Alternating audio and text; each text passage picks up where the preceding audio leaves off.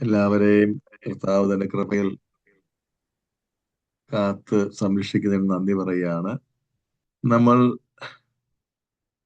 ആം, ഞാൻ ക്ലാസ് തുടങ്ങുന്നതിന് മുമ്പായിട്ട് കിട്ടിയ ഫീഡ്ബാക്കിനെ പറ്റി ഒരു വാക്ക് പറയാം. ഒരാൾ തന്ന ഫീഡ്ബാക്കിൽ പറഞ്ഞ കാര്യം ഇങ്ങനെയാണ്: ഈ കഴിഞ്ഞ 4 പ്രബോധനങ്ങൾ അനേക തവണ അത് വീണ്ടും വീണ്ടും അതിലേക്ക് റീവിസിറ്റ് ചെയ്തു, അത് വീണ്ടും കേൾക്കുകയും പഠിക്കുകയും ചെയ്തു എന്ന് പറയുന്നുണ്ടായിരുന്നു. അപ്പൊ 6 തവണയോ മറ്റോ അങ്ങനെ കഴിഞ്ഞ ഓരോ ക്ലാസ്സും 6 പ്രാവശ്യം വീതം വീണ്ടും വീണ്ടും അത് വായിക്കുകയും പഠിക്കുകയും ശ്രദ്ധിക്കുകയും ചെയ്തെന്ന് പറയുന്ന ഒരു സാക്ഷ്യം കിട്ടിയായിരുന്നു. അപ്പോൾ അതൊരു നമുക്കെല്ലാവർക്കും ഒരു പ്രചോദനമാണ്. കാരണം ഈ പൗലോസ് അപ്പോസ്തലൻ പറയുന്നൊരു കാര്യമുണ്ട്: മിശിഹായുടെ രഹസ്യം, ദ മിസ്റ്ററി ഓഫ് ക്രൈസ്റ്റ്, പഴയ നിയമ ജനതകളെല്ലാം ദാഹിച്ചെങ്കിലും അവർക്ക് ആർക്കൊരിക്കൽ വെളിപ്പെടുത്തപ്പെട്ടില്ല. അപ്പൊ നമ്മളെക്കാൾ എത്രയോ ദൈവത്തെ അന്വേഷിച്ചവരും ദൈവകൽപ്പനകൾ പാലിക്കാൻ തന്നെ ജീവിതം ഒഴിഞ്ഞു വെച്ചവരുമായിരുന്നു പൂർവ്വപിതാക്കന്മാർ, പ്രവാചകന്മാർ. പക്ഷെ അവർക്ക് ആർക്കും ക്രിസ്തു രഹസ്യം വെളിപ്പെടുത്തപ്പെട്ടിരുന്നില്ല.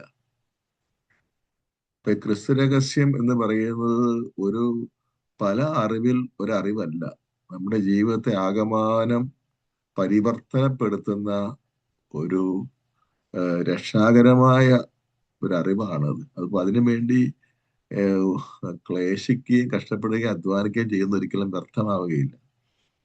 നമ്മൾ ഒരു തവണ ഈ ക്ലാസ്സിലൂടെ കേട്ടത് കൊണ്ട് മാത്രം ആയില്ലെന്നാണ് എനിക്ക് തോന്നുന്നത്. ഞാൻ തന്നെ ഈ വിഷയങ്ങൾ എത്രയോ തവണ പഠിക്കുകയും പറയുകയൊക്കെ ചെയ്തതാണെങ്കിലും ഓരോ തവണയും ഇതിനു വേണ്ടി ഒരുങ്ങുമ്പോഴാണ് അതിൻ്റെ കൂടുതൽ കൂടുതൽ കൂടുതൽ ബോധ്യങ്ങളും തിരിച്ചറിവും എല്ലാം ലഭിക്കുന്നത്. അപ്പോ ഈ സഭാപിതാക്കന്മാരെ പറ്റി ഒരിക്കൽ ഞാൻ പറഞ്ഞത്, സഭാപിതാക്കന്മാരെന്ന് പറയുന്നവര് വിരലിൽ എണ്ണാവുന്ന ആൾക്കാരേ ഉള്ളൂ. അവരെ അങ്ങനെ വിളിക്കാൻ കാരണം അവര് യേശു രഹസ്യം മനസ്സിലാക്കാൻ വേണ്ടി ജീവിതം മുഴുവനും സമർപ്പിച്ച് മാറ്റിവെച്ചു എന്നാണ് പറയുന്നത്. അപ്പൊ അതുകൊണ്ട് നമ്മൾ എല്ലാവരും ഈ ഈ ഒരു നമ്മുടെ പഠന വിഷയത്തിന്റെ പ്രത്യേകത, ഏതെങ്കിലും ഒരു പുസ്തകം പഠിക്കുകയല്ല നമ്മൾ ചെയ്യുന്നത്, ഏതെങ്കിലും ഒരു പുസ്തകം വായിച്ച് അതിന്റെ കണ്ടന്റ് മനസ്സിലാക്കുകയല്ല നമ്മൾ ചെയ്യുന്നത്. മറിച്ച് നമ്മുടെ ക്രിസ്തീയ ജീവിതത്തിന്റെ കാമ്പും കാതലുമായ കാര്യമാണ് ഈശോയെ അറിയുക എന്ന് പറയാൻ നമുക്കറിയാലോ, ഒരു റിലേഷൻഷിപ്പാണ്. നമുക്ക് ഈശോയുടെ ബന്ധം തീർച്ചയായിട്ടും ഉണ്ട്. അത് ആഴത്തിൽ ഇന്ന് വിശുദ്ധ സെബസ്ത്യാനോസ് തിരുനാള് നമ്മുടെ കത്തീഡ്രൽ പള്ളിയിൽ ആഘോഷിക്കുകയുണ്ടായി. അതൊക്കെ നമുക്ക് ധ്യാനിക്കാവുന്നതാണ്. 2 പ്രാവശ്യം അദ്ദേഹം രക്തസാക്ഷിത്വം വരിച്ചു. ആദ്യത്തെ തവണ അദ്ദേഹം മുഴുവൻ അസ്ത്രമെയ്ത് പീഡിപ്പിക്കുകയാണ്, യേശുവിനെ ഉപേക്ഷിക്കാൻ പറയുകയാണ്. അത് ചെയ്യുന്നില്ല. ആ വേദനയെല്ലാം സഹിച്ച് അദ്ദേഹം മരിച്ചെന്ന് കരുതി ഇട്ടച്ച് പോകുന്ന അവസാനം അദ്ദേഹം ജീവൻ ഉണ്ടായിരുന്നത് കൊണ്ട് ഒരു ആളുടെ പരിചരണം കൊണ്ട് വീണ്ടും ജീവൻ കിട്ടി. എന്നിട്ട് അദ്ദേഹം എന്നാ പോയി സമാധാനമായിട്ട് എവിടെയെങ്കിലും ഒളിച്ച് താമസിക്കാന്ന് വിചാരിക്കുന്നതിന് പകരം ആ വീണ്ടും ചക്രവർത്തിയുടെ മുമ്പിൽ പോയിട്ട് ചക്രവർത്തിയെ ക്വസ്റ്റ്യൻ ചെയ്യുകയാണ്, ഈശോയിൽ വിശ്വസിക്കുന്നവരെ പീഡിപ്പിക്കരുതെന്ന് കൽപ്പിക്കുകയാണ്. അപ്പോഴാണ് 2ാമത് അദ്ദേഹത്തെ പിടിച്ചു കെട്ടി തല്ലിക്കൊല്ലുന്നത്. ഈ വിശുദ്ധർക്കൊക്കെ ഇതെങ്ങനെയാ സാധിച്ചെന്ന് ചോദിച്ചു കഴിഞ്ഞാല്, അവരെ സംബന്ധിച്ചിടത്തോളം ഈശോ ഒരു പ്രാർത്ഥനയുടെയോ ഭക്തിയുടെയോ വിഷയമല്ല, അവരുടെ ജീവിതത്തിന് മുഴുവനും കേന്ദ്രമായിരുന്നു. അവർ ജീവിച്ചത് തന്നെ ഈശോയ്ക്ക് വേണ്ടി ആയിരുന്നു. അതുകൊണ്ട് ഈശോയ്ക്ക് വേണ്ടി മരിക്കാൻ അവർക്ക് യാതൊരു ബുദ്ധിമുട്ടുണ്ടായില്ല. അപ്പം അതൊക്കെ നമ്മൾ തുലനം ചെയ്യേണ്ടതാണ്. നമുക്ക് ഈശോയോടുള്ള നമ്മുടെ അറിവ്, ഈശോയോടുള്ള ബന്ധത്തിലേക്ക് നമ്മളെ ആഴപ്പെടുത്തുകയാണ് ചെയ്യുന്നത്. അതാണ് ഈ മറ്റേത് ദൈവശാസ്ത്രത്തിൽ ഒരുപാട് വിഷയം പഠിക്കാൻ പറ്റും, പക്ഷെ ഈശോയെ പറ്റിയുള്ള പഠനം, ക്രിസ്റ്റോളജി, അതിന്റെ പ്രത്യേകത നമ്മുടെ ക്രൈസ്തവ ജീവിതത്തിന്റെ ലക്ഷ്യത്തിലെത്തുന്നത് ഈ പഠനത്തിലൂടെയാണ്. അപ്പൊ അതുകൊണ്ട് എല്ലാവരും ഈ ക്ലാസ്സിൽ കേട്ട പിന്നത്തേക്ക് മാറ്റിവെക്കരുത്. ഇതിനുശേഷം ഇന്ന് തന്നെ പറ്റുമെങ്കിൽ കുറച്ച് സമയം എടുത്ത് കേട്ട കാര്യങ്ങൾ ഒന്ന് കുറിച്ച് വെക്കുക, അതൊന്ന് മനനം ചെയ്യുക, അതൊന്ന് പഠന വിഷയമാക്കുക. അതേപ്പറ്റി കൂടുതൽ വിവരങ്ങൾ നിങ്ങൾക്ക് ചിലപ്പം വേറെ വായനകൾ കിട്ടിയെന്ന് വരും, പരിശുദ്ധാത്മാവിലൂടെ കിട്ടും പ്രാർത്ഥന വഴി. അങ്ങനെ ഒരു ശ്രമം കൂടെ നമ്മൾ നടത്തിയാലേ ഇത് ഫലദായകമായുള്ളൂ എന്നുകൂടെ ഞാൻ പറയുകയാണ്. Praise the Lord. കൊള്ളാം. നമുക്ക് നമ്മൾ ഈശോ ദൈവപുത്രനാണ് എന്ന ആ ആ, ആദ്യത്തെ വിഷയത്തിൽ തന്നെയാണ് ഇപ്പോഴും നമ്മൾ നിൽക്കുന്നത്. കഴിഞ്ഞ ക്ലാസ്സിൽ കർത്താവിന്റെ മനുഷ്യാവതാരത്തെ പറ്റി നമ്മൾ സംസാരിക്കുകയുണ്ടായി. ഈശോയിലുള്ള രണ്ട് സ്വഭാവങ്ങൾ, ദൈവസ്വഭാവവും മനുഷ്യ സ്വഭാവവും, ഇതേപ്പറ്റിയൊക്കെ നമ്മൾ പങ്കുവെക്കുകയുണ്ടായി. ഇന്ന് നമ്മൾ നേരത്തെ മാറ്റിവെച്ചിരുന്ന ഒരു വിഷയമുണ്ട്. ഇതുമായിട്ട് അഭേദ്യ ബന്ധമുണ്ട്. ഈശോ ദൈവവും മനുഷ്യനുമാണ് ഒരേ സമയം. 100% ദൈവവും 100% മനുഷ്യനുമാണെന്നുള്ളതായ സുപ്രധാന പ്രബോധനത്തിന്റെ ഒരു വിശദീകരണം കിട്ടാൻ വേണ്ടിയാണ് മനുഷ്യപുത്രൻ എന്നുള്ള പ്രയോഗം. ഒരു ചോദ്യം ഉണ്ടായിരുന്നല്ലോ 2-3 ക്ലാസ് മുമ്പ്, എന്തുകൊണ്ട് നമ്മൾ യേശു ദൈവപുത്രനാണെന്ന് സ്ഥാപിക്കാൻ ആദ്യത്തെ ക്ലാസ്സിൽ ശ്രമിച്ചപ്പോഴാണ് ഈ ചോദ്യം ഉണ്ടായത്. മനുഷ്യപുത്രൻ എന്ന പ്രയോഗം ആണല്ലോ ഈശോയെ പറ്റി ഈശോ തന്നെ ഉപയോഗിക്കുന്നത്. ഈശോ ഒരിക്കലും താൻ ദൈവപുത്രനാണെന്ന് പറഞ്ഞതായിട്ട് എങ്ങും എഴുതിയിട്ടില്ല.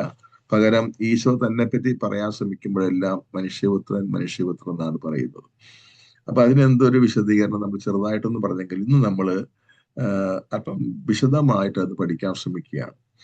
അതിലേക്ക് പോകുന്നതിന് മുമ്പായിട്ട് ഒരു വിശുദ്ധ ഗ്രന്ഥം വ്യാഖ്യാനിക്കാനുള്ള ഒരു തത്വം ഞാൻ ആദ്യം പറയാം. വിശുദ്ധ ബൈബിള് നമ്മളെല്ലാവരും സ്നേഹിക്കുന്നവരാണ്, കൂടെ കൊണ്ടു നടക്കുന്നവരാണ്, വായിക്കുകയും ധ്യാനിക്കുകയും പഠിക്കുകയും അതേപ്പറ്റി പ്രബോധിപ്പിക്കുകയും ചെയ്യുന്നവരാണ്, മറ്റുള്ളവരെ പഠിപ്പിക്കുന്നവരാണ്.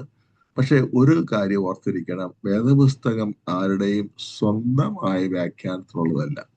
പത്രോസിയ ആദിമ ക്രൈസ്തവരിൽ കണ്ട ഒരു അപകടം മണത്തറിഞ്ഞ് എഴുതുകയാണ്. വിശുദ്ധ വചനം, ദൈവത്തിന്റെ വചനം ആരുടെയും സ്വന്തം വ്യാഖ്യാനത്തിനുള്ളതല്ല. അതുകൊണ്ട് സഭ വിശുദ്ധ ബൈബിൾ വ്യാഖ്യാനിക്കുന്നതിന് ചില മാനദണ്ഡങ്ങൾ, keys to interpretation of the Bible തന്നിട്ട് പഠിപ്പിച്ചിട്ടുണ്ട്. അതിൽ ഏറ്റവും പ്രധാനപ്പെട്ടത്, വളരെ സ്വാഭാവികമായിട്ടുള്ളത്, ഏത് കോണ്ടെക്സ്റ്റിലാണ് ഈ കാര്യം പറഞ്ഞിരിക്കുക എന്നുള്ളതാണ്. ഏത് സന്ദർഭത്തിലാണ് ഈ ഒരു പ്രത്യേക പ്രസ്താവന ബൈബിൾ കാണുന്നത്?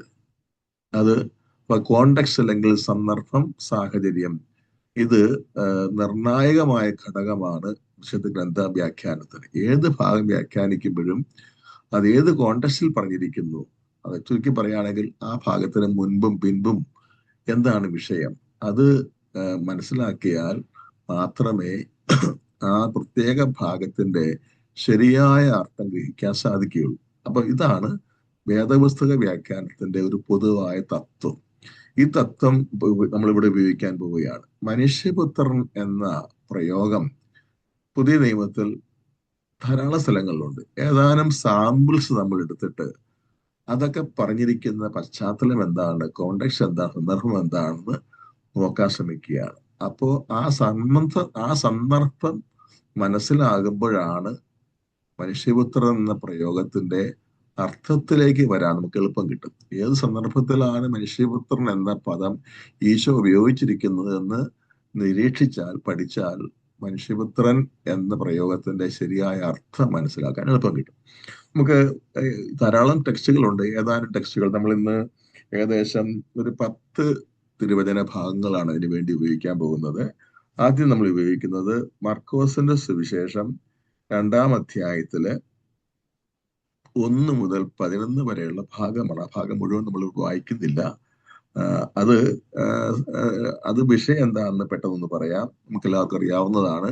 ഈശോ ഒരു ഭവനത്തിലിരുന്ന് പ്രസംഗിച്ചുകൊണ്ടിരിക്കുമ്പോൾ ഒരു തളർവാദ രോഗിയെ കിടക്കയോടെ കൊണ്ടുവന്ന് വീടിന്റെ മേൽക്കൂര പൊളിച്ചു മാറ്റി താഴേക്ക് ഇറക്കുന്ന രംഗമാണ്.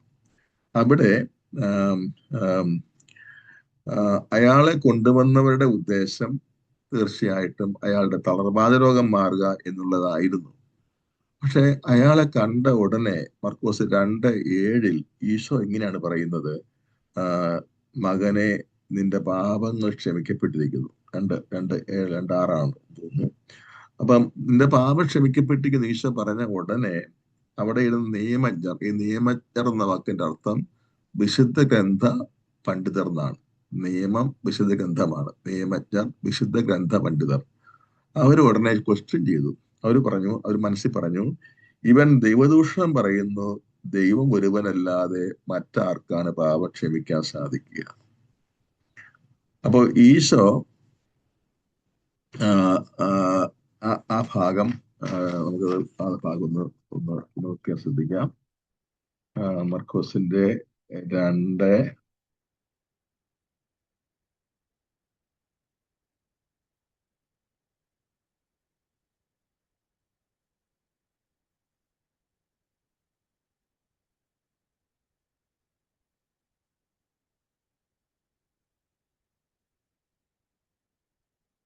2:10. എന്നാൽ ഭൂമിയിൽ പാപങ്ങൾ മോചിക്കാൻ മനുഷ്യപുത്രന് അധികാരമുണ്ട് എന്ന് നിങ്ങൾ അറിയേണ്ടതിന് അവൻ തളർവാദ രോഗിയോട് പറഞ്ഞു, ഞാൻ നിന്നോട് പറയുന്നു, എഴുന്നേൽക്കുക, നിന്റെ കിടക്കയെടുത്ത് വീട്ടിലേക്ക് പോവുക. അപ്പൊ അവിടെ പാപങ്ങൾ മോചിക്കുക എന്ന പ്രവൃത്തിയുമായിട്ട് ബന്ധപ്പെടുത്തിയാണ് മനുഷ്യപുത്രൻ എന്ന പദം ഉപയോഗിച്ചിരിക്കുന്നത്. ഭൂമിയിൽ പാപങ്ങൾ മോചിക്കാൻ മനുഷ്യപുത്രന് അധികാരമുണ്ട് എന്ന് നിങ്ങൾ അറിയേണ്ടതിന് അവൻ തളർവാദ രോഗിയോട് പറഞ്ഞു, ഞാൻ നിന്നോട് പറയുന്നു, എഴുന്നേറ്റ് കിടക്കെടുത്ത് വീട്ടിലേക്ക് പോകും.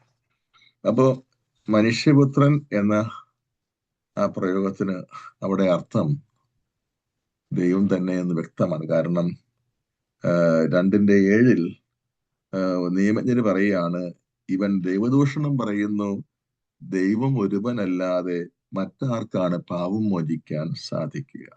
അപ്പൊ പാപം മോചിക്കാൻ ദൈവത്തിനെ സാധ്യതയുള്ളൂ, സാധിക്കുകയുള്ളൂ എന്നുള്ള ആ തിരുവചനം കൂടെ ചേർത്ത് വായിക്കുമ്പോൾ പാപമോചനമായിട്ട് ബന്ധപ്പെടുത്തിയാണ് മനുഷ്യപുത്രൻ എന്ന വാക്ക് ഈശോ ഉപയോഗിച്ചത് വ്യക്തമാണ്. മറ്റൊന്ന്, അതേ സുവിശേഷം മർക്കോസ് 2:23 മുതൽ ഭാഗമാണ്. 28 വരെയാണ്. അതായത് ശിഷ്യന്മാർ യേശുവും കൂടെ വയലിലൂടെ പോരുമ്പോൾ ശിഷ്യന്മാർ കതിരുകൾ പറിച്ച് ഭക്ഷിച്ചു വിശന്നിട്ട്. അപ്പോൾ പരിസേയർ ചോദിക്കുകയാണ് 2:24, പരിസേയർ അവനോട് ചോദിച്ചു, സാപത്തിൽ നിഷിദ്ധമായത് അവർ ചെയ്യുന്നത് എന്തുകൊണ്ട്?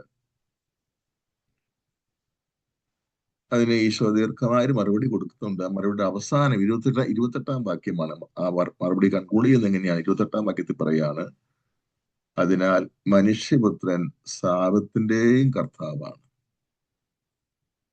അപ്പൊ സാപത്തിനെ പറ്റിയുള്ള നിലവിലുണ്ടായിരുന്ന ധാരണ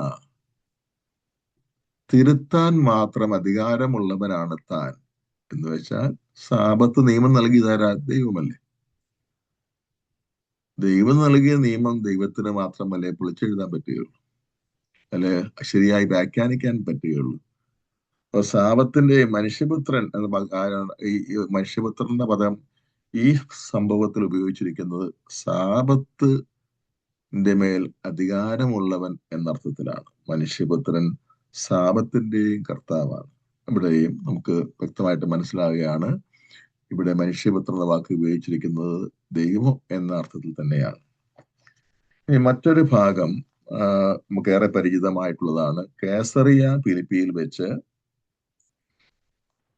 ശിഷ്യന്മാരോട് യേശു ചോദിക്കുന്ന, താൻ ആരാണെന്ന് ചോദിക്കുന്ന രംഗം. അത് മത്തായിയുടെ സുവിശേഷം 16-ാം അധ്യായം നമുക്ക് എടുക്കാം. അവിടെ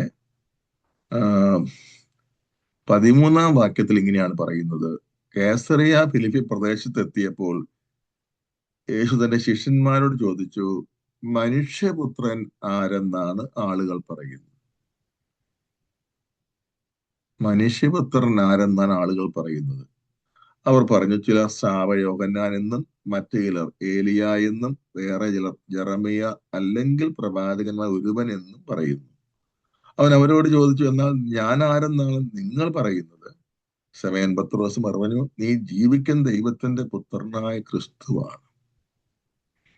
അപ്പൊ മനുഷ്യപുത്രൻ ആരെന്നാണ് നിങ്ങൾ പറയുന്നത് എന്ന യേശുവിന്റെ ചോദ്യത്തിന് പിതാവായ ദൈവത്താൽ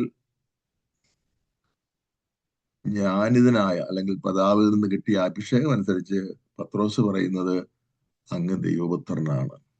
ഇവിടെ ഈ മൂന്നാമത്തെ സംഭവത്തിലും മനുഷ്യപുത്രൻ എന്ന പദം ഉപയോഗിച്ചിരിക്കുന്നത് യേശു ദൈവപുത്രനാണ് എന്ന അർത്ഥത്തിൽ തന്നെയാണ്, ദൈവം ആണ് എന്ന അർത്ഥത്തിലാണ് എന്ന് വ്യക്തമാവുകയാണ്.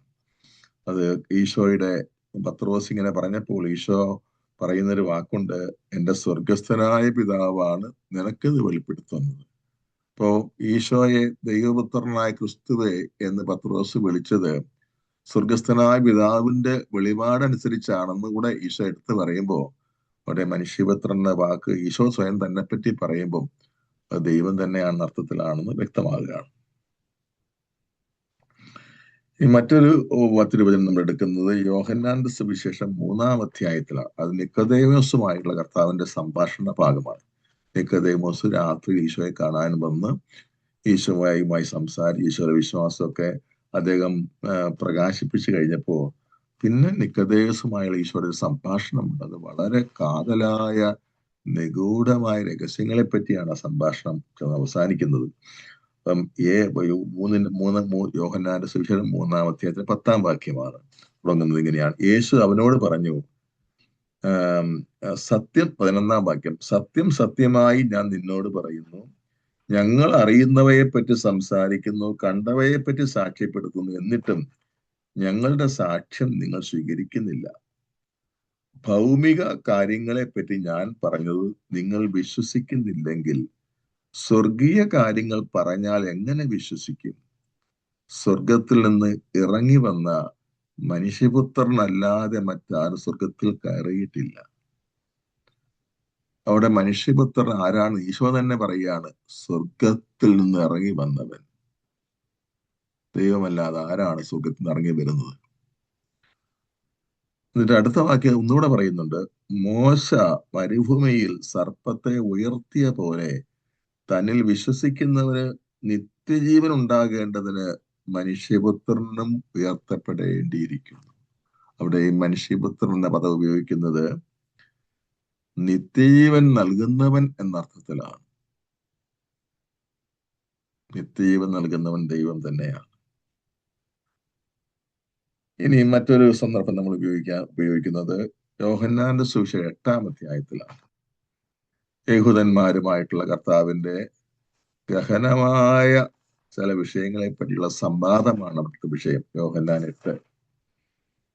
അവിടെ 8:24 ഈശോ ഒരു പ്രസ്താവന നടത്തി. അതുകൊണ്ട് നിങ്ങൾ നിങ്ങളുടെ പാപങ്ങളിൽ മരിക്കും എന്ന് ഞാൻ പറഞ്ഞു, കാരണം ഞാൻ ആകുന്നു എന്ന് വിശ്വസിക്കുന്നില്ലെങ്കിൽ നിങ്ങൾ നിങ്ങളുടെ പാപങ്ങളിൽ മരിക്കും. ഈ പദം നമ്മൾ വേറെ ക്ലാസ് ആയിട്ട് വരേണ്ടതാണ്. ഞാൻ ആകുന്നു പ്രയോഗങ്ങൾ, ഞാനാകുന്നു പ്രയോഗം, അത് വേറെ വിഷയം നമുക്ക് എടുക്കാൻ പിന്നെ പറ്റിയേക്കും. അപ്പോൾ എന്തായാലും ഇവിടെ ഇത് ഇത്രയും പറഞ്ഞിരുന്നാൽ മതി. ഞാനാകുന്നു എന്ന വാക്ക് നമുക്കറിയാം, ദൈവം യഹോവ തന്നെ പരിചയപ്പെടുത്തിക്കൊണ്ട് മോശയോട് പറഞ്ഞ വാക്കാണ്. മോശ ചോദിക്കുകയാണ്, ഫറവോന്റെ അടുത്ത് പോയി ഇസ്രായേൽ ജനത്തെ മോചിപ്പിക്കാൻ ഞാൻ തയ്യാറാണ്, പക്ഷെ എന്നെ അയച്ച ആളുടെ പേര് ചോദിച്ചാൽ ഞാൻ എന്ത് പറയും? ദൈവമായ കർത്താവ് കൊടുത്ത പേര് പറഞ്ഞു കൊടുത്ത മറുപടി ഇതാണ്, ഞാൻ ആകുന്നു നിന്നെ അയച്ചെന്ന് പറ, ഞാൻ ആകുന്നു നിന്നെ അയച്ചെന്ന് പറ. അപ്പൊ ദൈവം തന്റെ പേരായി പറഞ്ഞതാണ് ഞാനാകുന്നു. ഈശോ ഇവിടെ യഹൂദന്മാർ പറയാണ്, ഞാനാകുന്നു എന്ന് വിശ്വസിക്കുന്നില്ലെങ്കിൽ നിങ്ങളുടെ പാപങ്ങൾ മരിക്കും. പിന്നെ ആ സംഭാഷണം തർക്കമായി മുന്നോട്ട് പോയിട്ട് അവസാനം 28-ാം വാക്യത്തിൽ പറയുന്നതാണ് ശ്രദ്ധിക്കേണ്ടത്. അവിടെ പറയുകയാണ്, അതുകൊണ്ട് യേശു പറഞ്ഞു, നിങ്ങൾ മനുഷ്യപുത്രനെ അവിടെയാണ് മനുഷ്യപുത്രൻ എന്ന പ്രയോഗം കാണുന്ന, അവിടെയാ 28-ാം വാക്യത്തിൽ. അതുകൊണ്ട് യേശു പറഞ്ഞു, നിങ്ങൾ മനുഷ്യപുത്രനെ ഉയർത്തി കഴിയുമ്പോൾ ഞാനാകുന്നു എന്നും ഞാൻ സ്വമേധയാ ഒന്നും പ്രവർത്തിക്കുന്നില്ല, പ്രത്യുത പിതാവ് എന്നെ പഠിപ്പിച്ച പോലെ ഇക്കാര്യങ്ങൾ ഞാൻ സംസാരിക്കുന്നെന്നും നിങ്ങൾ മനസ്സിലാക്കും. ആ കാര്യം നമുക്ക് എളുപ്പത്തിന് വേണ്ടി ചുരുക്കി പറയാം. രണ്ട് കാര്യങ്ങൾ ആദ്യത്തെ കാര്യം മാത്രം എടുത്താൽ കുറച്ചുകൂടി സിമ്പിൾ ആയിട്ട് മനസ്സിലാക്കാൻ പറ്റും. ഈശോ പറയാണ്, ഞാനാകുന്നു എന്ന് നിങ്ങൾ മനുഷ്യപുത്രനെ ഉയർത്തി കഴിയുമ്പോൾ. എന്താണ് ഉയർത്തി കഴിയുക? അവിടെ മനുഷ്യപുത്രൻ എന്ന വാക്ക് ഈശോ തന്നെ പറ്റി പറയാൻ ഉപയോഗിക്കുക. ഉയർത്തുക, മഹത്വപ്പെടുത്തുക, രണ്ടു തരത്തിലാണ് കർത്താവ് മഹത്വപ്പെടുന്നത്. ഒന്ന് കുരിശിലാണ് മഹത്വപ്പെടുന്നത്, പിന്നീട് ഉത്ഥാനത്തിലാണ്. രണ്ടും രണ്ടും കൂടെ ചേർത്ത് പറയാം. ഈശോ കുരിശിലും മഹത്വപ്പെട്ടു. അതുകൊണ്ടാണ് ഈശോ മരിച്ചപ്പോൾ ഭൂമി ഇളകി, പാറകൾ പിളർന്നു, സൂര്യൻ അസ്തമിച്ചു, വിശുദ്ധര് ശവകുടീരങ്ങളിൽ നിന്ന് എഴുന്നേറ്റ് വന്നു. കർത്താവ് കുരിശിൽ മരിച്ചപ്പോൾ തന്നെ പ്രപഞ്ചം മുഴുവനും കർത്താവിന്റെ മഹത്വം വിളിച്ചു പറയുന്നു. അപ്പൊ കർത്താവ് കുരിശിൽ മരിച്ചപ്പോൾ മഹത്വപ്പെട്ടു, ഉയർത്തപ്പെട്ടു, തീർച്ചയായിട്ടും മഹത്വപ്പെട്ടു. ഈശോ പറയാണ്, നിങ്ങൾ മനുഷ്യപുത്രനെ ഉയർത്തി കഴിയുമ്പോൾ ഞാനാകുന്നു എന്ന് നിങ്ങൾക്ക് മനസ്സിലാകും. അപ്പൊ ഞാനാകുന്നു ദൈവത്തിന്റെ പേരാണത്. അപ്പൊ മനുഷ്യപുത്രനെ ഉയർത്തി കഴിയുമ്പോൾ ഈശോ പറയാണ്, നിങ്ങളുടെ മുമ്പ് നിൽക്കുന്ന ഈ യേശു ദൈവമാണെന്നൊക്കെ മനസ്സിലാകും നിങ്ങൾ മനുഷ്യപുത്രനെ ഉയർത്തി കഴിയുമ്പോൾ. അപ്പൊ അവിടെ മനുഷ്യപുത്രൻ എന്ന പ്രയോഗം യേശുവിന്റെ ദൈവത്വത്തിലേക്ക് വിരൽ ചൂണ്ടുന്നതാണ്. ഇനി നമ്മൾ കാണുന്ന വേറൊരു ടെക്സ്റ്റ്, അത് ലോകാവസാനത്തെ പറ്റിയുള്ള വിവരണ സമയത്താണ്. മർക്കോസിന്റെ സുവിശേഷം 13-ാമത്തെ അധ്യായത്തിൽ നിന്ന് നമുക്ക് എടുക്കാം. മർക്കോസ് 13-ന്റെ 24 മുതലുള്ള വാക്യങ്ങളാണ്. അതിങ്ങനെയാണ് പറയുന്നത്. 26-ാം വാക്യം, മർക്കോസ് 13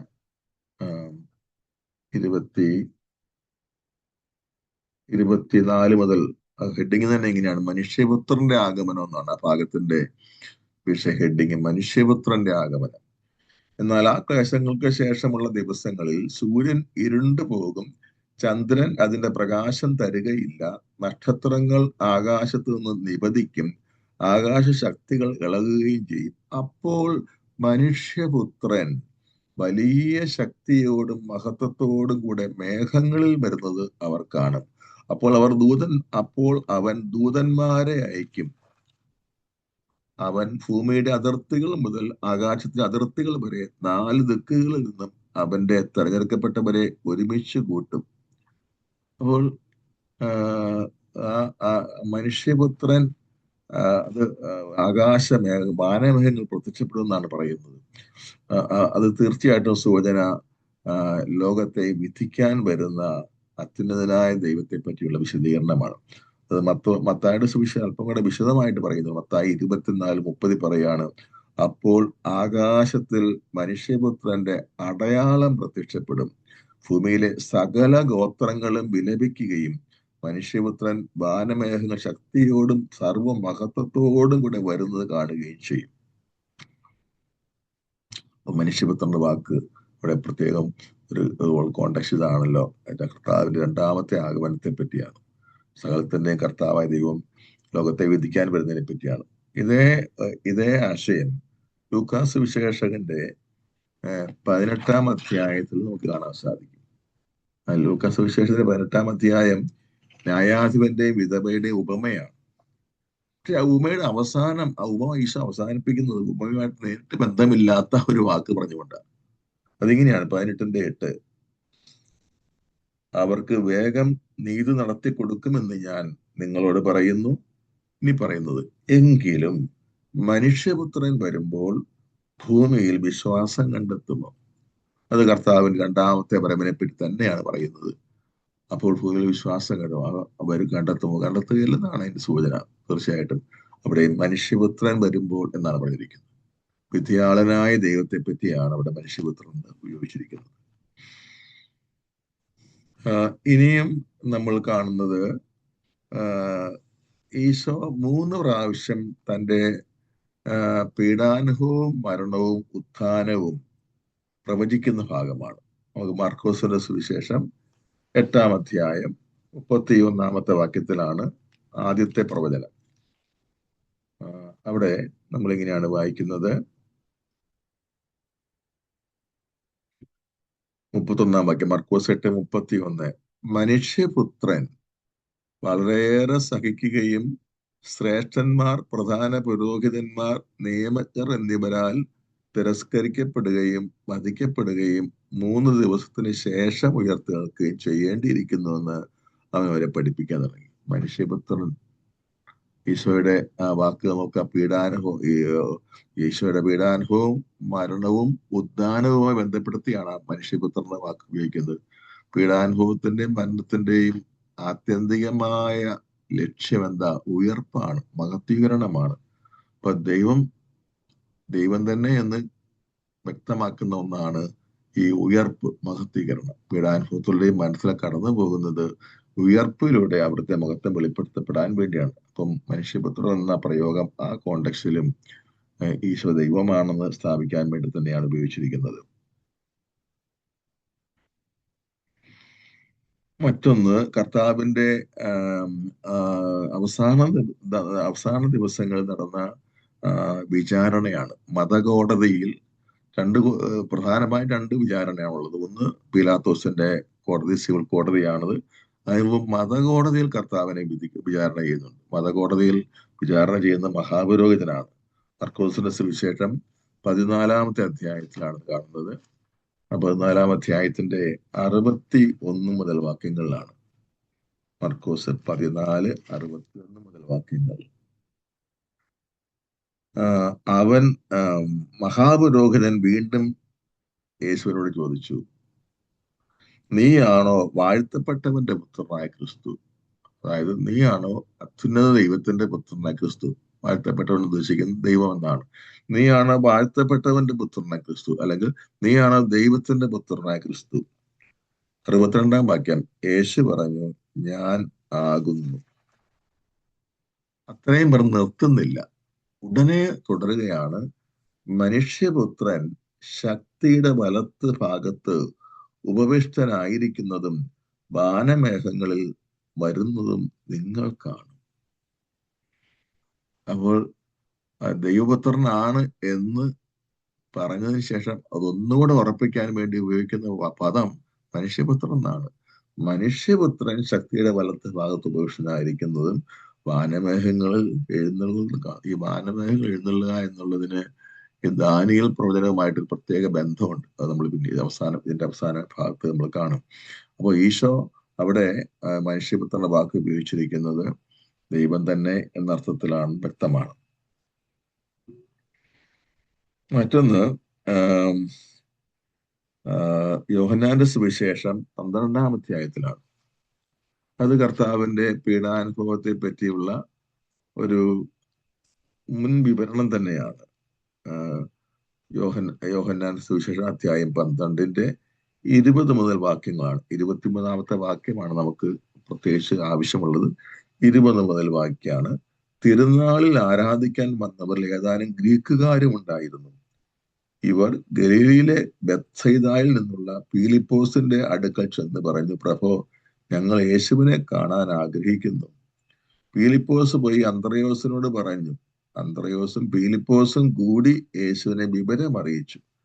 അതിനുള്ള ഈശോയുടെ മറുപടിയാണ് ഈ വായിക്കുന്നത്. 23-ാം വാക്യം, യേശു പ്രതിവചിച്ചു, മനുഷ്യപുത്രൻ മഹത്വപ്പെടാനുള്ള സമയമായിരിക്കുന്നു. സത്യസത്യമായി ഞാൻ നിങ്ങളോട് പറയുന്നു, ഗോതമ്പ് മണി നിലത്ത് വീണ് അഴിയുന്നില്ലെങ്കിൽ അത് അതേപടി ഇരിക്കും, അഴിയുന്നെങ്കിലോ അതേറെ ഫലം പുറപ്പെടുവിക്കും.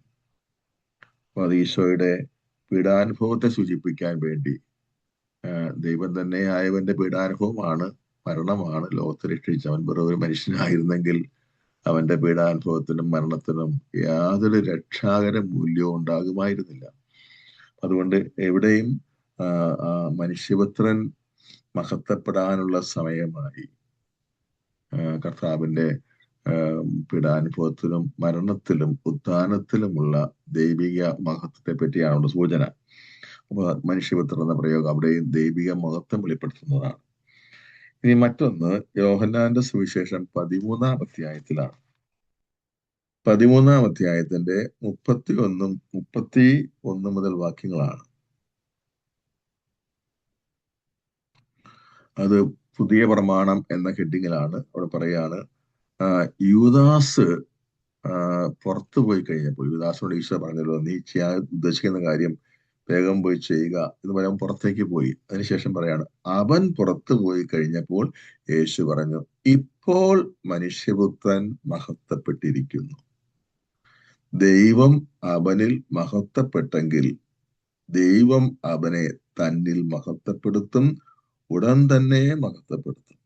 ഇവിടെയും മനുഷ്യപുത്രൻ എന്ന പദം ഉപയോഗിച്ചിരിക്കുന്നത് ഈശോയുടെ ദൈവിക മഹത്വവുമായി ബന്ധപ്പെടുത്തിയാണെന്ന് വ്യക്തമായി.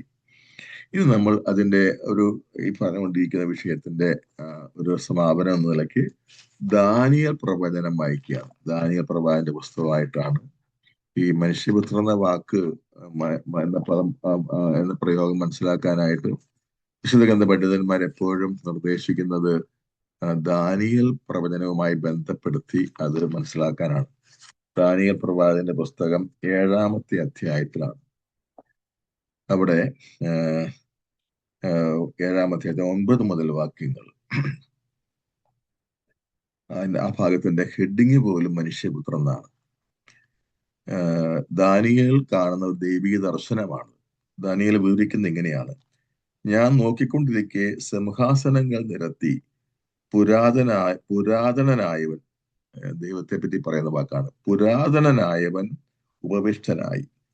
അവന്റെ വസ്ത്രം മഞ്ഞുപോലെ ധവളം, തലമുടി നിർമ്മലമായ ആട്ടിൻ രോമം പോലെ. തീജ്വാലകളായിരുന്നു അവന്റെ സിംഹാസനം, അതിന്റെ ചക്രങ്ങൾ കത്തിക്കാളുന്ന അഗ്നി. അവന്റെ മുൻപിൽ നിന്ന് അഗ്നിപ്രവാഹം പുറപ്പെട്ടു. 1000 പേർ അവനെ സേവിച്ചു. 10,000 പേർ അവന്റെ മുൻപിൽ നിന്നു. ന്യായാധിപ സഭ ന്യായവിധിക്ക് ഉപവിഷ്ടമായി.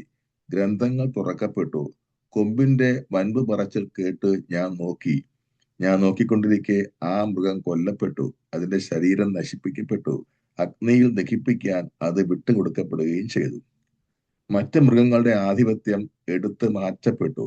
എന്നാൽ അവയുടെ ആയുസ് ഒരു കാലത്തേക്കും ഒരു സമയത്തേക്കും നീണ്ടുനിന്നു. നിശാദർശനത്തിൽ, ഇനി പറയുന്നതാണ് മനുഷ്യപുത്രനെ പറ്റിയുള്ള പ്രത്യേക ഭാഗം. നിശാദർശനത്തിൽ, വാക്യം 13 നിശാദർശനത്തിൽ ഞാൻ കണ്ടു, ഇതാ വാനമേഘങ്ങളോടുകൂടെ മനുഷ്യപുത്രനെ പോലെ ഒരുവൻ വരുന്നു. അവനെ പുരാതനനായവന്റെ മുൻപിൽ ആനയിച്ചു. എല്ലാ ജനതകളും ജനപദങ്ങളും ഭാഷക്കാരും അവനെ സേവിക്കേണ്ടതിന് ആധിപത്യവും മഹത്വവും രാജത്വവും അവന് നൽകി. ഈ വാക്യം പ്രത്യേകം ശ്രദ്ധിക്കണം. ഒന്നുകൂടെ വായിക്കാം. എല്ലാ ജനതകളും ജനപദങ്ങളും ഭാഷക്കാരും അവനെ സേവിക്കേണ്ടതിന് ആധിപത്യവും മഹത്വവും രാജത്വവും അവന് നൽകി. അവന്റെ ആധിപത്യം ശാശ്വതമാണ്, അത് ഒരിക്കലും ഇല്ലാതാവുകയില്ല. അവന്റെ രാജത്വം അനശ്വരമാണ്. ഇത് തീർച്ചയായിട്ടും ദൈവപുത്രനായ ഈശോയെ പറ്റി തന്നെയാണ് എന്ന് സ്പഷ്ടമാണ്. അവിടെ എടുത്തു പറയുകയാണ്, എല്ലാ ജനതകളും ജനപദങ്ങളും ഭാഷക്കാരും അവനെ സേവിക്കേണ്ടതിന്. അതുപോലെ ആധിപത്യവും മഹത്വവും രാജത്വവും അവന് നൽകി. അവന്റെ അധികാരം ശാശ്വതമാണ്, അതൊരിക്കലും ഇല്ലാതാവുകയില്ല. അവന്റെ രാജ്യത്വം അനശ്വരമാണ്. അത് ഈശോയെ പറ്റി തന്നെയാണെന്ന് നമ്മൾ ലൂക്കാസ് വിശേഷം വായിക്കുമ്പോൾ കാണാൻ. ലൂക്കാസ് വിശേഷം 1-ാം അധ്യായത്തില് പരിശുദ്ധ കന്യാമാതാവ് നൽകുന്ന മംഗളവാർത്തയിൽ മാതാവിനോട് മാലാഖ പറയുന്ന വാക്കുകൾ ഇങ്ങനെയാണ്. ഈശോ ദൈവപുത്രനാണെന്ന് എടുത്ത് പറഞ്ഞ ശേഷമാണ് അത് പറയുന്നത്. അത് പ്രകാരം ലൂക്ക 1:31 മുതൽ, ഇതാ നീ ഗർഭം ധരിച്ചൊരു പുത്രനെ പ്രസവിക്കും, നീ അവനെ യേശു എന്ന് പേര് വിളിക്കണം. അവൻ വലിയവനായിരിക്കും, അത്യുന്നതന്റെ പുത്രൻ എന്ന് വിളിക്കപ്പെടും. അവന്റെ പിതാവായ ദാവീദിന്റെ സിംഹാസനം ദൈവമായ കർത്താവ് അവന് കൊടുക്കും. അവൻ യാക്കോബിന്റെ കുടുംബത്തിന്മേൽ എന്നേക്കും ഭരിക്കും. അവന്റെ രാജ്യത്തിന് അവസാനം ഉണ്ടായിരിക്കുകയില്ല. അപ്പോൾ ദാനിയേൽ പ്രവചനത്തിന്റെ 7-ാം അധ്യായത്തിൽ നമ്മൾ വായിച്ചേട്ട 13-14 വാക്യങ്ങൾ ഇതിലൂടെ നമ്മൾ അവിടെയും മനുഷ്യപുത്രനെ പറ്റിയുള്ള പരാമർശം ഉണ്ട്. അത് ഈശോ പറ്റിയാണ്, ദൈവം തന്നെയാണ് അവിടുന്ന് എന്ന അർത്ഥത്തിലാണ് അത് പറഞ്ഞിരിക്കുന്നത്. അപ്പം ഈ ചുരുക്കി പറയുകയാണെങ്കിൽ ഇത്രയും നേരം നമ്മൾ പറഞ്ഞ ആശയം ഇതാണ്. മനുഷ്യപുത്രൻ എന്ന പ്രയോഗം കേൾക്കുമ്പോൾ നമുക്ക്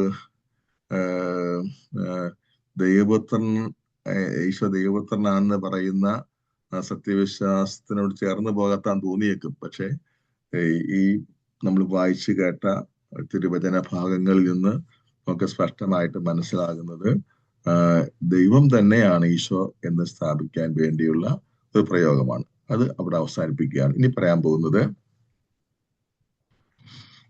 ഈശോ ഒരേ സമയം ദൈവവും അതേസമയം പൂർണ്ണമായും മനുഷ്യനുമാണ്.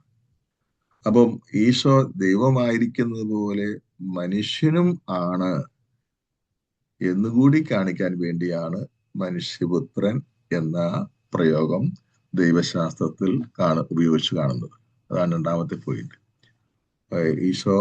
ഈശോയെ പറ്റിയുള്ള 7 സാർവത്രിക സുവർണദോസുകളുടെ ചരിത്രം നമ്മൾ പിന്നീട് വിശദമായി കണ്ടെത്തുമ്പോൾ ഇതൊക്കെ ഒന്നുകൂടെ നമ്മുടെ ഉള്ളിൽ തറഞ്ഞോളും.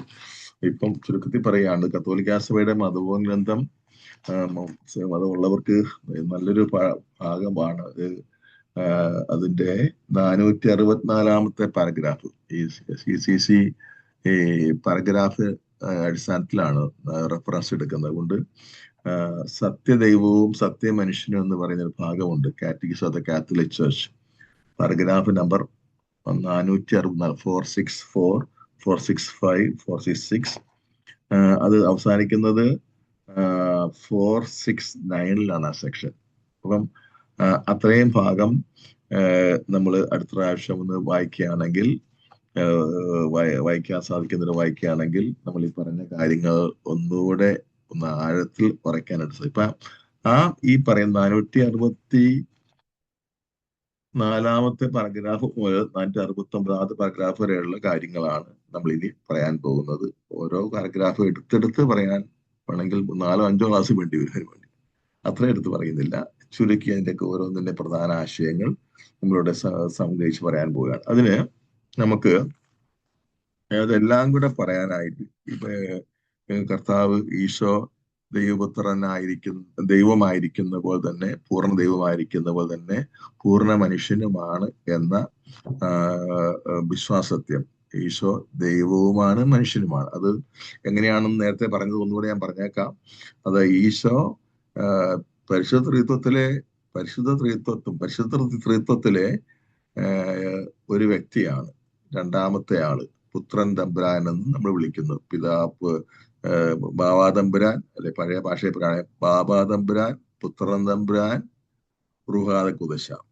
പിതാവായ ദൈവം, പുത്രനായ ദൈവം, പരിശുദ്ധാത്മാവായ ദൈവം. ഇതാണ് യേശുവിനെ പറ്റി ആദ്യം നമ്മൾ പറയേണ്ട കാര്യം. അതാണ് പരിശുദ്ധ ത്രിത്വത്തിലെ ഒരാളാണ്. അതുകൊണ്ട് തന്നെ ഈശോ ദൈവിക വ്യക്തിയാണ്.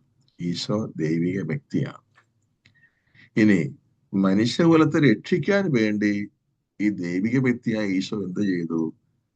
തനിക്ക് സഹജമായ ദൈവിക പ്രകൃതിക്ക് പുറമെ, ഡിവൈൻ നേച്ചർ, തനിക്ക് സഹജമായ ദൈവിക പ്രകൃതിക്ക് പുറമെ അവിടുന്ന് നമ്മുടേതുപോലെ തന്നെയുള്ള ഒരു മനുഷ്യ പ്രകൃതി സ്വീകരിച്ചു.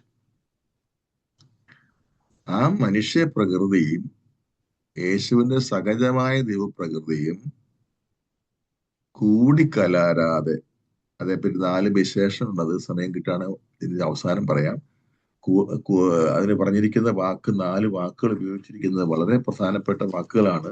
ഇതിങ്ങനെയാണ് പറഞ്ഞിരിക്കുന്നത്. അത് CCC 467 അവസാന ഭാഗത്താണ്. കർത്താവും ഏകജാതനുമായ ഒരേ ഒരു ക്രിസ്തുവും അന്യോന്യ മിശ്രണമോ പരിവർത്തനമോ വിഭജനമോ വിയോഗമോ ഇല്ലാത്ത 2 പ്രകൃതികളോട് കൂടിയവനാണെന്ന് അംഗീകരിക്കപ്പെടണമെന്ന് ഞങ്ങൾ ഏറ്റുപറയുന്നത് 451 ആണ്ടിൽ കാൽസഡോണിൽ നടന്ന സാർവത്രിക സൂനകദോസിന്റെ പ്രഖ്യാപനമാണ്. അപ്പൊ ഈ ഈശോയുടെ ദൈവിക വ്യക്തിത്വത്തിൽ ഈശോയുടെ ദൈവിക പ്രകൃതിയും ഈശോയുടെ മനുഷ്യപ്രകൃതിയും ഒന്നായി ചേർന്നതിന്റെ പ്രത്യേകത പറയുകയാണ്. അതൊന്നുകൂടെ നമ്മൾ വിശദീകരിക്കാം. അന്യോന്യ മിശ്രണമോ പരിവർത്തനമോ വിഭജനമോ വിയോഗമോ ഇല്ലാത്ത തരത്തിലാണ് ഈ ഐക്യം സംഭവിച്ചിരിക്കുന്നത്. അപ്പം അതുകൊണ്ട്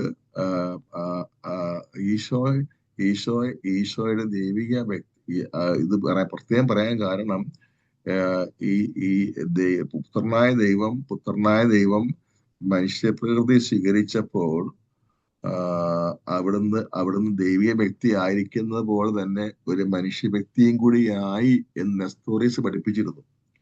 അത് പാഷണ്ഡതയാണ്.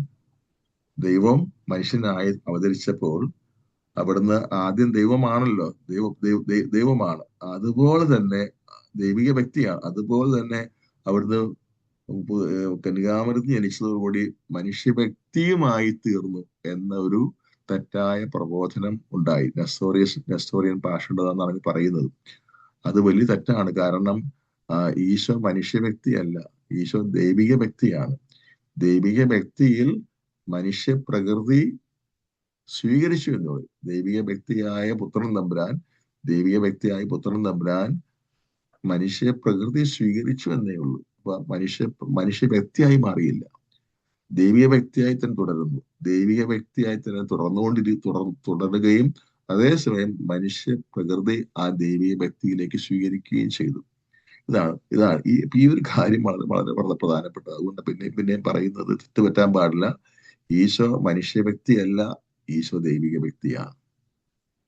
പക്ഷെ ദൈവിക വ്യക്തിക്ക് സഹജമായത് ദൈവിക പ്രകൃതിയാണ്, ഡിവൈൻ നേച്ചറാണ്.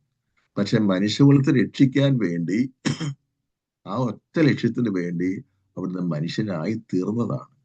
മനുഷ്യനായി തീർന്ന് പറയുമ്പോൾ മനുഷ്യ വ്യക്തിയായി തീർന്നില്ല, മറിച്ച് മനുഷ്യ പ്രകൃതി മാത്രമേ സ്വീകരിച്ചിട്ടുള്ളൂ.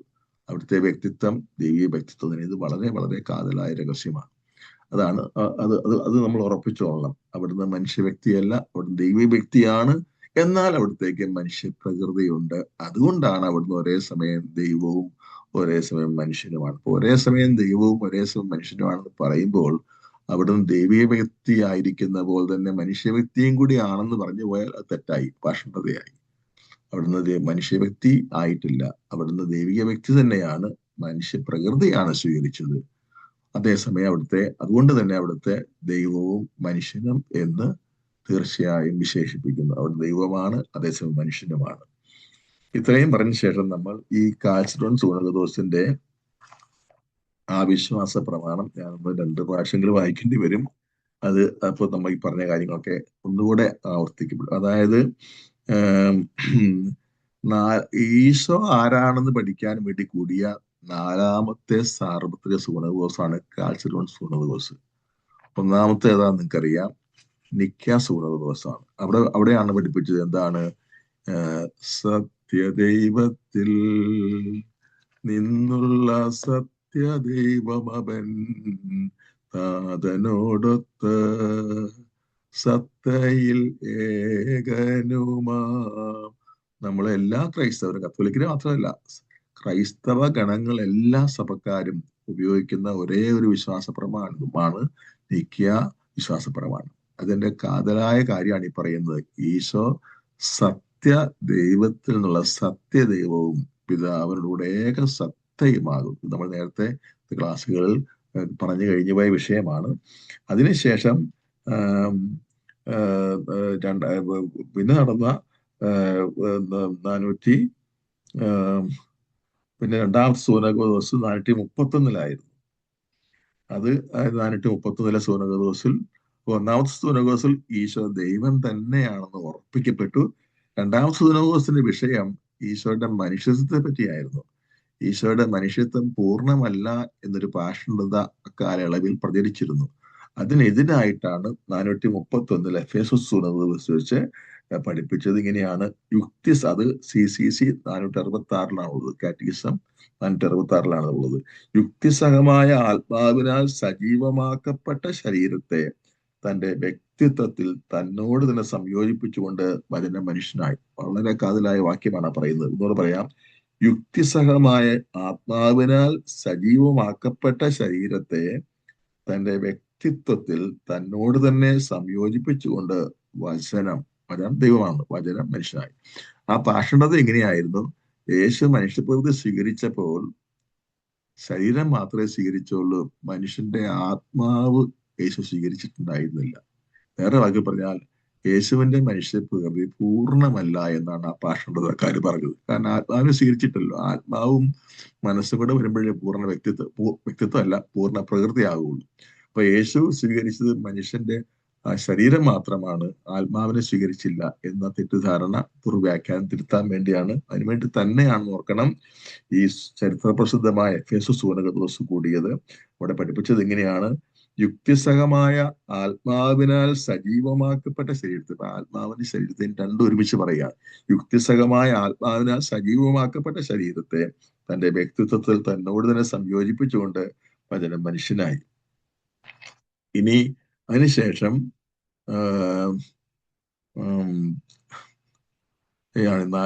ഈ സൂനദോസ്, നാലാമത്തെ സൂനദോസ്, സാറാസാർവത്തെ മൂന്നാം സൂനദോസ്, ഞാൻ പറഞ്ഞതിൽ തെറ്റുപറ്റിയെന്ന് തോന്നുന്നു. രണ്ടാമത്തെ സൂനദോസ്, ഒന്നാം സൂനദോസ് നിക്കായിൽ, പിന്നീട് മൂന്നാമത്തെ സാർവത്ത് സൂനദോസ് ആണ്.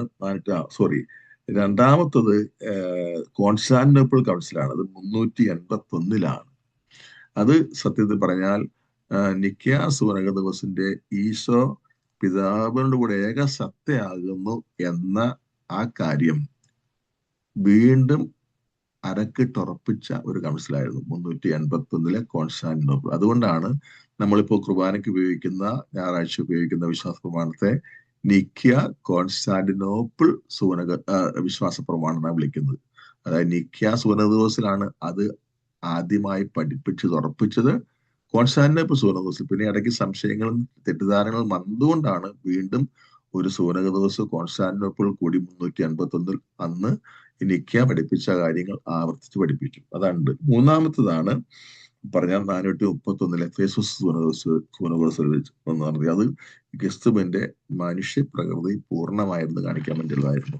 ഇനി നാലാമത്തതാണ് നമ്മളിപ്പോ പറഞ്ഞ ഏതാണ്, കാൽസിഡോൺ സൂനക ദിവസം. കാൽസിഡോൺ നമ്മൾ അതിന്റെ പ്രഖ്യാപനം ഞാൻ ഒന്ന് വായിക്കാം. അപ്പൊ നമുക്ക് ഇപ്പൊ പറഞ്ഞ ഈ ഇന്നത്തെ ക്ലാസ്സിൽ രണ്ടാം ഭാഗത്ത് പറഞ്ഞ കാര്യങ്ങൾ കൂടുതൽ വ്യക്തമാകാൻ വേണ്ടിയാണ്. സഭയുടെ ഔദ്യോഗിക പഠനമാണത്. Catechism of the Catholic Church 467 അത് ഞാൻ വായിക്കാം. ദൈവപുത്രൻ തന്റെ ദൈവിക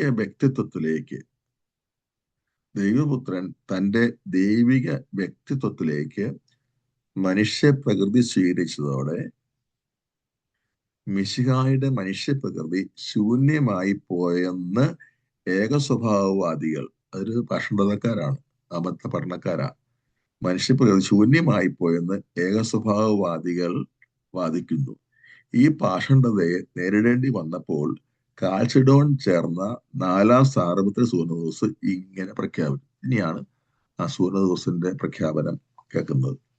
വിശുദ്ധ പിതാക്കന്മാരെ അനുകരിച്ച് ഞങ്ങൾ ഏക സ്വരത്തിൽ നമ്മുടെ കർത്താവായ യേശു ക്രിസ്തു എന്ന ഒരേ ഒരു പുത്രനെ ഏറ്റുപറയുകയും അവിടുത്തെ കുറിച്ച് പഠിപ്പിക്കുകയും ചെയ്യുന്നു.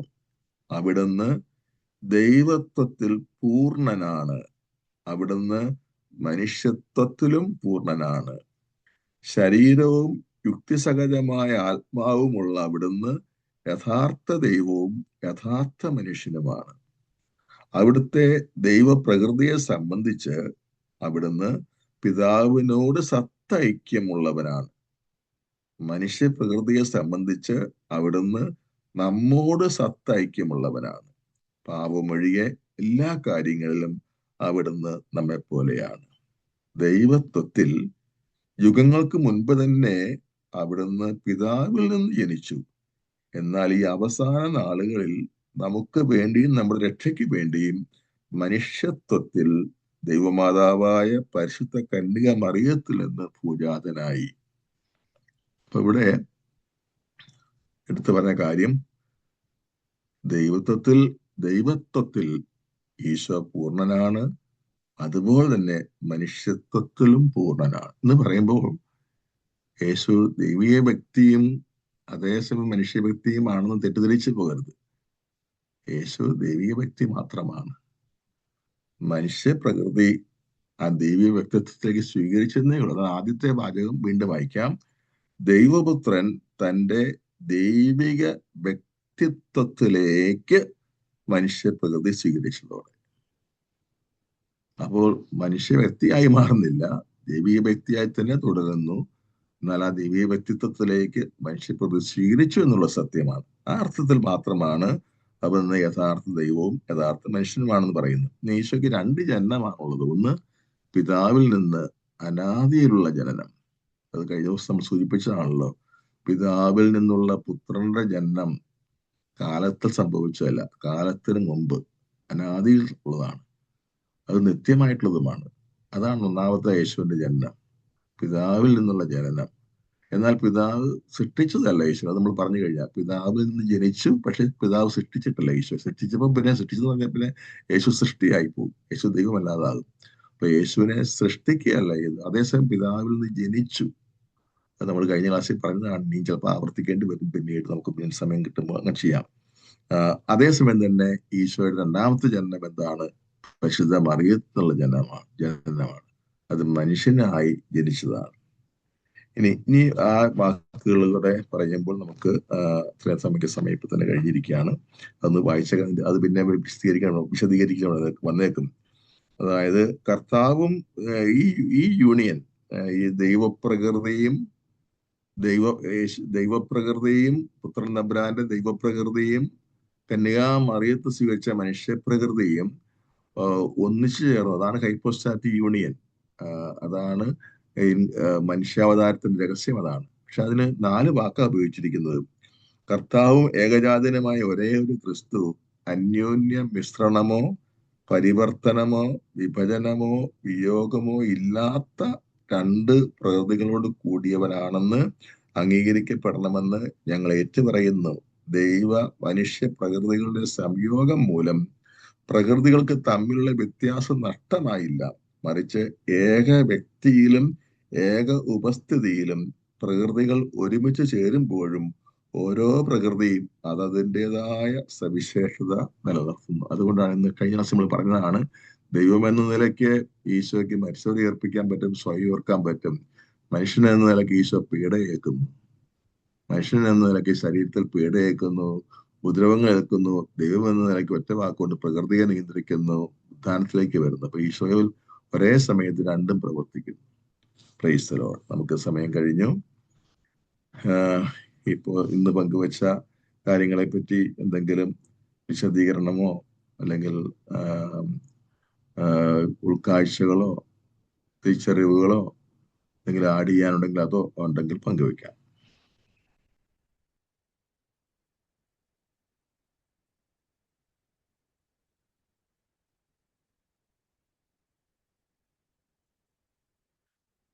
ജോസച്ചോ യേശുമിശിഹായ്ക്ക് സ്വീകരിക്കട്ടെ.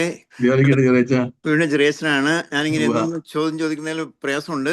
പക്ഷെ അച്ഛനാ സൺ ഓഫ് മാൻ എന്നുള്ളതിനെ പറ്റി അതിനുള്ള വിശദീകരണം വളരെ ക്ലിയർ ആയി. വളരെ നന്ദി. അതായത് ഇപ്പം ഇന്ന് പറഞ്ഞൊരു കാര്യം, അത് വളരെ വലിയൊരു തിയോളജിക്കൽ കോൺസെപ്റ്റും ഒരു അണ്ടർസ്റ്റാൻഡിങ്ങുമാണ് എനിക്ക് കിട്ടിയത്. കാരണം ഈശോ ദൈവിക വ്യക്തിയാണ്. അച്ഛൻ അത് പല പ്രാവശ്യം എടുത്തെടുത്ത് പറഞ്ഞു. മനുഷ്യ വ്യക്തിത്വം സ്വീകരിച്ചില്ല, മനുഷ്യ പ്രകൃതി സ്വീകരിച്ചു എന്ന് മാത്രം. അത് this A very opening understanding. അത് പലർക്കും അത് മനസ്സിലാക്കാൻ ഞാൻ ഉൾപ്പെടെ പ്രയാസമുള്ള ഒരു കാര്യമാണ്. അതങ്ങനെ എപ്പോഴും നമ്മൾ പറയുമ്പോൾ മനുഷ്യൻ ദൈവമാണെന്ന് പറയുമ്പോൾ എപ്പോഴും കിട്ടുന്ന ഒരു ധ്വനി എന്ന് പറയുന്നത് മനുഷ്യ വ്യക്തിത്വം കൂടി ഉണ്ടെന്നുള്ള രീതിയിലാണ്. പക്ഷേ അച്ഛൻ ഇന്ന് വളരെ വ്യക്തമായിട്ട് പറഞ്ഞു മനുഷ്യ സ്വീകരിച്ചു എന്ന് മാത്രം. That is very thank you so much. ഇന്ന് അച്ഛൻ വായിച്ച ഒരു വചനം അല്പം പലപ്പോഴും ചിന്തയിൽ വന്നിട്ടുള്ള ഒരു കാര്യമാണ്. മാർക്കോസ് സുവിശേഷന്റെ 18:8 അച്ഛൻ പറഞ്ഞു, പക്ഷെ മനുഷ്യപുത്രം വരുമ്പോ but when the son of man comes will he find faith on earth. അപ്പോ മനുഷ്യപുത്രൻ അവസാന കാലത്ത് വരുമ്പോ ലോകത്തിൽ എല്ലാവരും വിശ്വാസം വെടിയുന്നാണോ നമ്മൾ മനസ്സിലാക്കുന്നത്? വിശ്വാസം കണ്ടെത്തുമോ ഒരു ചോദ്യമാണല്ലോ. ആ ചോദ്യത്തിന്റെ ധ്വനി വിശ്വാസത്തിൽ, യഥാർത്ഥ വിശ്വാസം ഒരുപാട് പേര് അകന്നു പോകുന്നല്ലേ. അതിപ്പോ തന്നെ നമ്മൾ കാണുന്നതല്ലേ. എന്താണ് യഥാർത്ഥ വിശ്വാസം? യഥാർത്ഥ വിശ്വാസം പറഞ്ഞാൽ ഈശോയുമായുള്ള കല്യാണം കഴിക്കലാണ്. ഈശോയും ഞാനും തമ്മിൽ മുന്തിരിച്ചെടിയും ശാഖയും പോലെ അഭേദ്യ ബന്ധത്തിലായി. പൗലോസ് പറഞ്ഞ പോലെ ഞാൻ ജീവിക്കുന്നു എന്നാൽ ഞാൻ ജീവിക്കുന്നേ ഇല്ല, ക്രിസ്തുവാണ് എന്നെ ജീവിക്കുന്നതെന്ന് പറയത്തക്ക വണ്ണം അത്രയ്ക്ക് വലിയൊരു രൂപാന്തരീകരണം ഓരോ വിശ്വാസിയിലും സംഭവിക്കേണ്ടതാണ്. അതാണ് പ്രതീക്ഷിക്കുന്നത്. പക്ഷെ ആ ഒരു ക്വാളിറ്റിയുള്ള വിശ്വാസം ഇപ്പൊ തന്നെ നമ്മൾ സെന്റ് സെബാസ്റ്റ്യൻ വീശ ആഘോഷിച്ചു. ഈ രക്തസാക്ഷികളെ ചരിത്രം പറയുന്നത് എന്താ? അവരൊക്കെയാണ് മോഡൽസ്. അവരെങ്ങനെയാണ് വിശ്വാസികളായിട്ട് ജീവിച്ചത്. നമ്മളും അവരുടെ എന്ത് വ്യത്യാസം, ആ പകൽ വ്യത്യാസമില്ല. അപ്പം യഥാർത്ഥ ആ ആ മാറ്റുകൂടിയ വിശ്വാസം, ശരിക്കുള്ള വിശ്വാസം, അത് കർത്താവിനോടുള്ള സ്നേഹബന്ധമാണ്. കർത്താവിനെ അത്രമാത്രം സ്നേഹിച്ചത് കൊണ്ടാണ് ജീവൻ സന്തോഷപൂർവ്വം കളയാൻ അവർ മുന്നോട്ട് വന്നത്. അപ്പോ നമ്മള് വിശ്വാസത്തെ പറ്റി നമ്മള് വിശ്വാസം എന്താന്ന് ഡിഫൈൻ ചെയ്യുന്ന പോലെ ഇരിക്കും ആ വാചകത്തിന്റെ അർത്ഥം മനസ്സിലാക്കാൻ. ആദിമ ക്രൈസ്തവർ നമ്മൾ പറയില്ലേ, ഒരു കാര്യം അതിന്റെ ശരിക്കും മനസ്സിലാക്കാൻ go back to its roots എന്ന് പറയും അല്ലെ. പുറകിലേക്ക് പോകണം, പുറകിലേക്ക് പോയെങ്കിലേ അറിയാൻ പറ്റുള്ളൂ. പുറകിലേക്ക് പോകുമ്പോൾ കാണുന്നത് എന്താ? ഭൂരിപക്ഷം ക്രിസ്ത്യാനികളും രക്തസാക്ഷികളുടെ മരിക്കുകയല്ലേ ചെയ്തത്. അപ്പം എല്ലാരും മരിക്കണമെന്ന അർത്ഥത്തിൽ പറയുകയല്ല, ഈശോയുള്ള സ്നേഹം അത്ര അധികമായിരുന്നു അവർക്ക്. അവരേക്കാൾ അധികം സ്നേഹിച്ച ഈശോയാണ്. അവർക്ക് വേണ്ടി ആരും ജീവിച്ചിട്ടുമില്ല, അവർക്ക് വേണ്ടി ജീവിച്ചിട്ടില്ല അവരാരും. കർത്താവിന് വേണ്ടി ജീവിച്ചു. കർത്താവിന് വേണ്ടി ജീവിക്കുന്നത് കർത്താവിന് വേണ്ടി മരിക്കാൻ സന്തോഷമായിരിക്കും. അപ്പോ അങ്ങനെ ഒരു വിധിയല്ലത്. അങ്ങനെ വിശ്വാസം കണ്ടെത്തുകയില്ല എന്ന് പറയുകയല്ല, ഒരു ഭയം, ഈശോയ്ക്ക് തന്നെ ഒരു ആശങ്ക. അങ്ങനെ എടുത്താൽ കുഴപ്പമുണ്ടോ? ആശങ്ക നമ്മളിൽ ഒരു വലിയ ആശങ്ക ഉളവാക്കുക ചെയ്യുന്നത്, അതാണ് പ്രശ്നം. അല്ല, നമുക്ക് ആശങ്ക വേണം.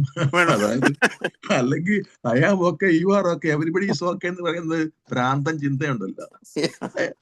എന്നാ കുഴപ്പമില്ല, ഞാൻ പള്ളിയിൽ പോകണ്ട, ഞാൻ ആരെയും പറ്റിക്കാനും പിടിച്ചു പറിക്കാനും പോകുന്നില്ല, ആർക്ക് ഉപദ്രവിക്കുക, പരമാവധി നന്മയ്ക്കാൻ ചെയ്താൽ എന്ന് ഞാൻ മരിച്ചു കിട്ടാൻ നോക്കിയിരിക്കുന്നു. ശവസംസ്കാര പ്രസംഗം കേട്ടാൽ നമുക്ക് തോന്നിപ്പോയി, യൂളജി കേട്ടാൽ തോന്നി ദൈവം ഇയാൾ വിശുദ്ധനെ പറ്റിയാണ് തോന്നിപ്പോകും. അങ്ങനെ എല്ലാവരും പറഞ്ഞ് ഒപ്പിക്കുന്നത് അല്ലേ? കേട്ടിട്ടില്ലേ? എന്തൊരു മണ്ടത്തരം. നമ്മള് ഇപ്പൊ ഞാൻ ഈ ജോബിന്റെ പുസ്തകം എന്നെ പേടിപ്പിച്ച് വിറപ്പിക്കുന്നത്. ജോബിന്റെ പുസ്തകം 15:15 പറയുന്നത്, ദൈവം തന്റെ വിശുദ്ധ ദൂതന്മാരിൽ പോലും വിശ്വാസം അർപ്പിക്കുന്നില്ല, സ്വർഗം പോലും അവിടത്തേക്ക് നിർമ്മലമല്ല. അപ്പം അതുകൊണ്ട് അല്ലെ പിന്നെ ഈശോ എങ്ങനെ പറയുമോ, എന്റെ സ്വർഗസ്ഥനായ പിതാവ് പരിപൂർണനായിരിക്കുന്ന പോലെ നിങ്ങളും പരിപൂർണനായിരിക്കുവിൻ.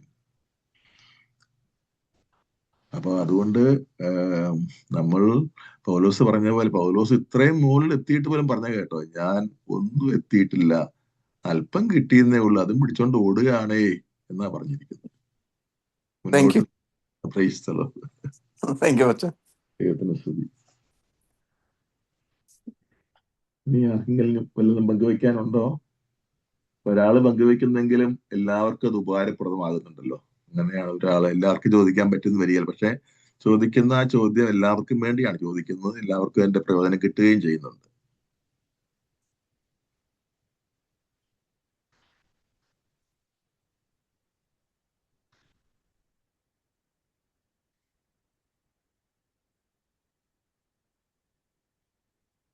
മൗനം സമ്മതലക്ഷണമാണെന്ന് വിചാരിക്കുക അല്ലേ?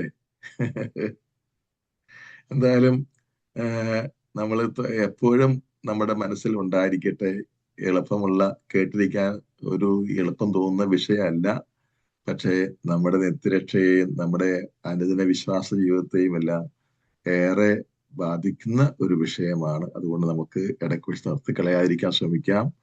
കുറച്ചുകൂടെ മുന്നോട്ട് ചെല്ലുമ്പോൾ ഒരുപാട് കാര്യങ്ങൾ, നമ്മളുടെ വിശ്വാസം സംബന്ധിച്ച് ഒരുപാട് കാര്യം കർത്താവ് പഠിപ്പിക്കും എന്നാണ് എൻ്റെ പ്രതീക്ഷ. അതുകൊണ്ട് നമ്മൾ ഒരു കെട്ടിടം പണി കാണുമ്പോഴേ, നമ്മളിങ്ങനെ ഒരു കെട്ടിടം പണി കാണുമ്പോൾ വല്ല ഭംഗിയുണ്ടോ? അപ്പുറത്തോട്ടൊരു കമ്പ്, ഇപ്പുറത്തോട്ടൊരു കോല്, കാണാൻ ഒരു വൃത്തി ഉണ്ടാകുകയില്ല. അപ്പടി കുറെ കമ്പിയും കുറെ കോൺക്രീറ്റ്. പക്ഷെ അതിന്റെ പണി പുരോഗമിച്ച് വരുമ്പോഴാണ് അതിന്റെ ഭംഗി, അവസാനത്തെ പെയിന്റിങ് എല്ലാം കഴിയുമ്പോഴാണ് ആ കെട്ടിടം എത്ര മനോഹരം. അപ്പൊ അതുകൊണ്ട് ആദ്യം ആ കെട്ടിടം നോക്കിയിട്ട് ഒരു ഗുണമില്ലെന്ന് പറയുന്നത് വിഡ്ഢിയുടെ ലക്ഷണമാണ്. എന്നതുപോലെ നമ്മൾ ഇങ്ങനത്തെ പഠന പരമ്പരയുടെ ആരംഭ സമയത്ത് ഇത് കേൾക്കാൻ രസമില്ല, ഇത് വലിയ ബുദ്ധിമുട്ടായി പിടിക്കാൻ പറ്റിയല്ല, മനസ്സിലാക്കാൻ പറ്റിയെന്ന് പറയരുത്. നമ്മൾ ഈശോയുടെ പുസ്തകത്തിന്റെ പ്രാരംഭത്തിൽ ഒരു പ്രാർത്ഥനയുണ്ടല്ലോ, പുസ്തകം വായിക്കുന്നതിന് മുമ്പ് വായിച്ച ശേഷമുള്ള പ്രാർത്ഥന. അപ്പൊ അതിൽ പ്രത്യേകം പറയുന്നുണ്ട്, ചില കാര്യങ്ങൾ നമുക്ക് മനസ്സിലാക്കാൻ നമ്മൾ ആരായാലും നമ്മള് വെറും സൃഷ്ടികളല്ലേ, സൃഷ്ടാവിനെ എങ്ങനെ ഉൾക്കൊള്ളാൻ നമുക്ക് പറ്റും? നമ്മുടെ ബുദ്ധിക്ക് അതിന് കഴിവില്ല. അതുകൊണ്ടാണ് നമുക്ക് മനസ്സിലാകാതെ തോന്നുന്നതും ട്രൈ ആയിട്ട് തോന്നുന്നതൊക്കെ. അപ്പൊ അതുകൊണ്ട് അവിടെ വെച്ച് നമ്മൾ അവസാനിപ്പിക്കരുത്. നമ്മൾ വീണ്ടും ശ്രമിച്ചാൽ കർത്താവ് നമ്മുടെ ബുദ്ധിയെ പ്രകാശിപ്പിച്ചു തരും, നമ്മളെ തീർച്ചയായിട്ടും സഹായിക്കും പഠനത്തിൽ. നമുക്ക് സമാപന പ്രാർത്ഥന അർപ്പിക്കാം. ദൈവമായ കർത്താവേ, അങ്ങ് ആരാണെന്ന് അങ്ങ് വെളിപ്പെടുത്തിയില്ലായിരുന്നെങ്കിൽ അങ്ങയെപ്പറ്റി ഞങ്ങൾക്ക് യാതൊരു അറിവും ലഭിക്കുമായിരുന്നില്ല. സമരിയാക്കാരി സ്ത്രീയോട് അങ്ങ് നേരിട്ട് പറഞ്ഞു, എന്നോട് സംസാരിക്കുന്ന ഞാൻ തന്നെയാണ് മിശിഹ എന്ന്. അതുതന്നെയല്ലേ കർത്താവ് ഇപ്പൊ സംഭവിക്കുന്നത്. ഈ ക്ലാസ്സുകളിലൂടെ അങ്ങ് ഞങ്ങൾ ഓരോരുത്തരോടും ഞങ്ങളുടെ ആത്മാക്കളോട് അങ്ങ് ആരാണെന്ന് വെളിപ്പെടുത്തുകയാണ്. മിശിഹ അവൻ വരുമ്പോൾ ഞങ്ങളെ എല്ലാം പഠിപ്പിക്കും എന്ന് പറഞ്ഞ സമരിയാക്കാരോട് അങ്ങ് ഞാൻ തന്നെയാണതെന്ന് പറഞ്ഞതോടെ അവളുടെ ജീവിതത്തിന്റെ ദിശ മുഴുവനും മാറി. അവളുടെ ജീവിതത്തിന് ഒരു പുതിയ ലക്ഷ്യം കിട്ടി. അവൾ അവിടെ വെച്ച് തന്നെ പൂർണ്ണമായും രൂപാന്തരപ്പെട്ട ആളായി തീർന്നു. കർത്താവേ, അങ്ങയെ പറ്റി അറിയുന്തോറും ഞങ്ങൾ പോലും അറിയാതെ ഞങ്ങളുടെ ആത്മാവിൽ കൃപ ചൊരിയപ്പെടുന്നുണ്ട്, വരപ്രസാദം നിറയുന്നുണ്ട്. കുർബാനയിൽ പ്രാർത്ഥനയിൽ ഞങ്ങൾ ഇന്ന് പ്രാർത്ഥിക്കുന്ന പോലെ ഞങ്ങളുടെ ആത്മാക്കളെ പ്രകാശിപ്പിക്കുന്നുണ്ട്. സത്യത്തെ പറ്റിയുള്ള ജ്ഞാനം ഞങ്ങളുടെ ആത്മാക്കളെ പ്രകാശിപ്പിക്കുന്നുണ്ട്. അതിനാൽ കർത്താവെ, ഈ അനുഗ്രഹത്തിനും അവസരത്തെ ഞങ്ങൾ നന്ദി പറയുകയാണ്. ഇതിനെ സന്നദ്ധരായ ഈ മക്കളെ ഓരോരുത്തരെ ഓർത്ത് കർത്താവിനെ സ്തുതിക്കുകയാണ്.